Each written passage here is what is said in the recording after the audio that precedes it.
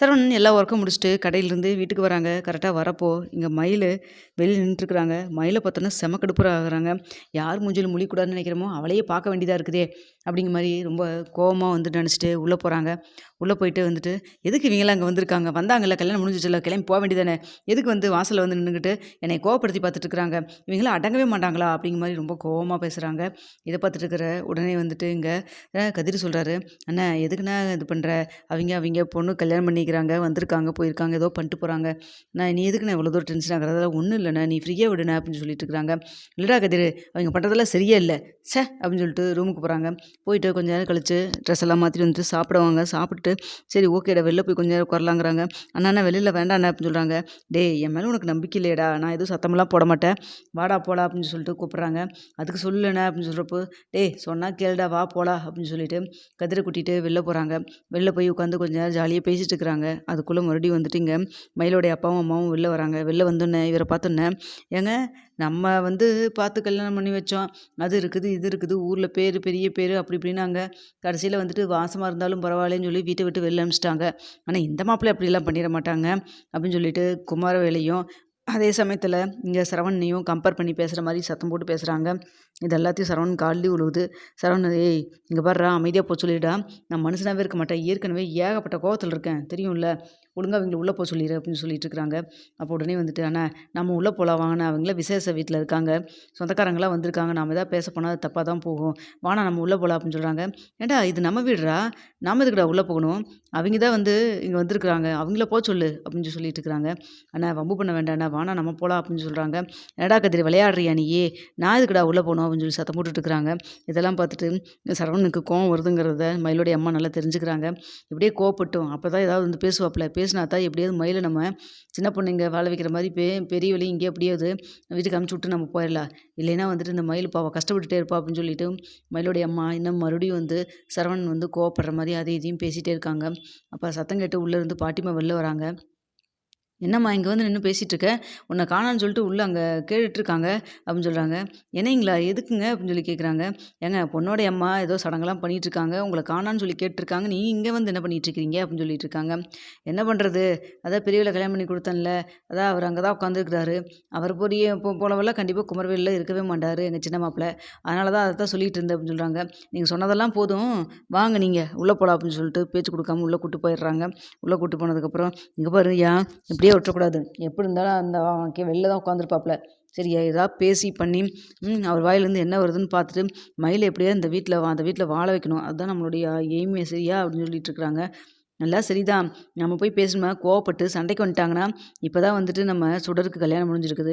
கல்யாணம் முடிஞ்ச கையோட சந்தோஷமா இருக்கிறத விட்டுட்டு, தேவையில்லாம எதுக்கு போய் பிரச்சனை பண்ணிட்டு இருக்காட்டி, இப்ப நம்ம போய் பேசினா மட்டும், சரி ஓகே நான் உங்க பொண்ணோட சேர்ந்து வாழ்றேன்னு நான் சொல்லப் போறாப்புல அப்படின்னு சொல்றாங்க. அதெல்லாம் ஒண்ணும் கிடையாது. இருந்தாலும் அமைதியா விட முடியாதுல்ல. என் பொண்ணு இங்க வாய் வயிறுமா இருந்துகிட்டு வேலைக்கு போயிட்டு வந்துகிட்டு இருக்கிறா. பார்த்துக்கிட்டு தான் இருக்கிறாங்க. இதுல அவிங்க வேற, உன்னை நான் சும்மா விட்டுற மாட்டேன், சும்மா விட்டுற மாட்டோம். உன்னையும் உன் குழந்தையும் நாங்க பார்த்துக்குவோம், சும்மா விட மாட்டேன்னு அடிக்கடி வந்து வந்து என்னமோ சும்மா வந்து மந்திரம் ஓதுற மாதிரி ஓதிட்டு போயிட்டுருக்காங்க. வந்து 5க்கும் 10யும் பணத்த மட்டும் குடுத்துட்டு போறாங்க. "இதெல்லாம் தேவையாய்யா?" அப்படின்னு சொல்லி பேசிட்டு இருக்கிறாங்க. அடுத்து வந்துட்டு ஏதோ சடங்கெல்லாம் பண்ணணும்னு சொல்லிட்டு மயிலோடைய அம்மாவ வந்துட்டு கூட்டிட்டு போய் பண்றாங்க. அதுக்கப்புறம் கொஞ்ச நேரத்தில மறுபடியும் வெளில போலான்னு சொல்லிட்டு நினச்சிட்டு இருக்கிறாங்க. அதுக்குள்ள வந்துட்டு, "அம்மா நீ எதுக்கு வெளில போறேன்னு எனக்கு தெரியும். அப்பலே நீ பேசிட்டு இருந்தல்ல நான் பார்த்துட்டு தான் இருந்தேன். வந்தம்மா, வேலைய முடிச்சம்மா, சுடருக்கு நல்லபடியா கல்யாணம் முடிஞ்சிருச்சுல்ல. நம்ம வந்து ஆட்டோவுக்கு சொல்லிட்டேன். நம்ம கிளம்பலாம்" அப்படின்னு சொல்றாங்க. "என்னடி இவ கூறுகட்டத்தனமா பேசிட்டு இருக்கிற?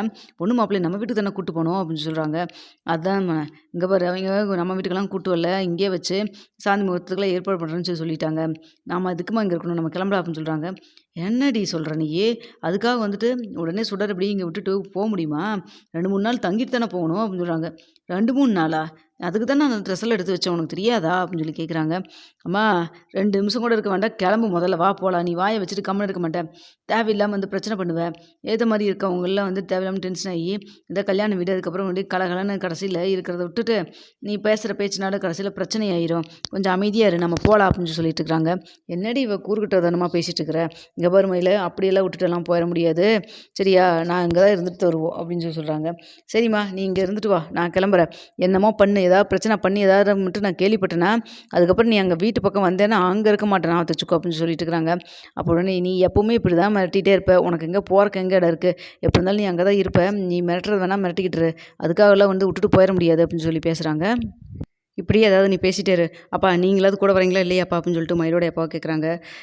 பாக்கியா உடனே அவரெல்லாம் வரமாட்டாரு. நீ மட்டும் ஏதாவது கோவப்பட்டு ஏதாவது போறேன்னா நீ போ. இங்கெல்லாம் நாங்கலாம் வரல அப்படின்னு சொல்லி பேசுறாங்க.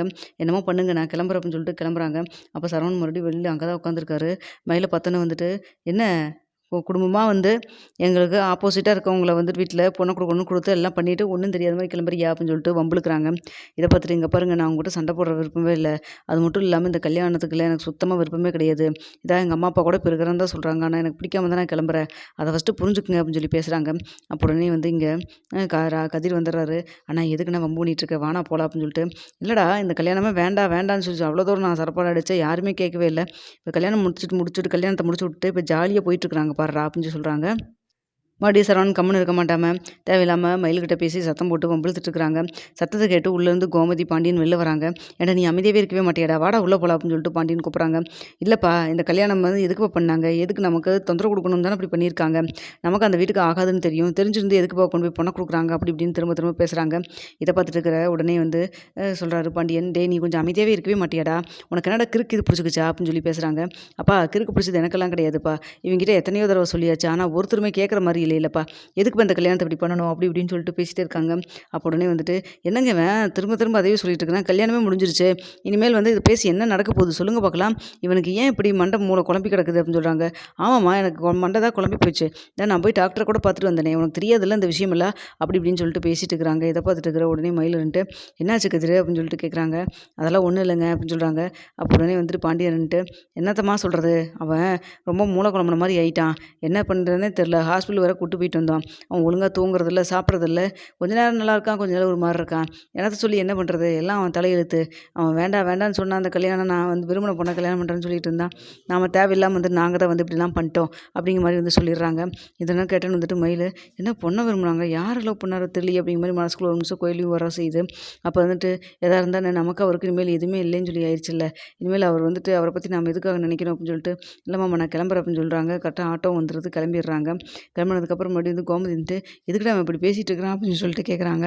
கதிர் இருந்துட்டு, "அம்மா அதெல்லாம் ஒண்ணும் இல்லம்மா. நான் பேசி உள்ள கூட்டு வரேன். நீங்க போம்மா." அப்படின்னு சொல்றாங்க. "இப்படியே எப்புட்றா விட்டு போ முடியும்? அவன் ஏதாவது எது பேசினாலும் பரவாயில்ல. உள்ள வாங்கடா 2 பேரும்." அப்படின்னு சொல்லிட்டு உள்ள கூட்டு போறாங்க. உள்ள கூட்டிட்டு போனோனே வந்துட்டு கதிரு, "மாத்திரைய குடுத்துட்டு சாப்பிடுண்ணா ஃபர்ஸ்ட்டு." அப்படின்னு சொல்றாங்க. மாத்திரைய சாப்பிட்டோனே வந்துட்டு, "இது எதுக்குடா குடுக்குற?" அப்படின்னு சொல்லிட்டு உடனே இங்க பாண்டியன் கேட்குறாங்க. "அண்ணா தூங்க வேண்டாமா? நிம்மதியா தூங்க வேண்டாமா? அவர் தூங்கி ரொம்ப நாள் ஆச்சு. நேத்து இந்த மாத்திரை போட்டங்காட்டி தான் தூங்குனாரு." அப்படின்னு சொல்றாங்க. "அதெல்லாம் ஒண்ணும் கிடையாதே. அவர் நேத்து ஜாலியா தான் பாட்டு பார்த்துட்டு இருந்தான். அப்படியே தூங்கிட்டான். இதுக்கெல்லாம் மாத்திரைலாம் தேவையா? இதோட நிறுத்திக்கோ. நாளைலருந்து மாத்திரைலாம் அவனுக்கு குடுக்குற வேல வச்சுக்காத." அப்படின்னு சொல்றாங்க. "அப்பா கொஞ்சம் போதும்ப்பா நிறுத்துங்கப்பா. அந்த பாட்டு நான் தெரிஞ்சாப்பா புடிச்சா பார்த்தேன். நீங்க சொன்னீங்க அப்படிங்கிறதுக்காக உட்காந்து நான் பார்த்துட்டு உட்காந்துருந்தேன்ப்பா. நீங்க வேற ஏன்ப்பா ஏற்கனவே நான் நெறையா டென்ஷன்ல இருக்கேன். இதில வேற நீங்க வேற இன்னைக்கு வேற பாட்ட பார்த்துட்டே தூங்குறீங்க. அந்த பாட்டெல்லாம் நான் பார்ப்பேனாப்பா சொல்லுங்க." அப்படின்னு சொல்றாங்க. "என்னடா இப்படி சொல்றான் அவன்?" அப்படின்னு சொல்லி கேட்குறப்போ, "அப்பா அதெல்லாம் ஒண்ணும் இல்லப்பா. ஃப்ரீயா விடுங்க அண்ணன. நீங்க வந்து ரொம்ப இது பண்ணாதீங்க."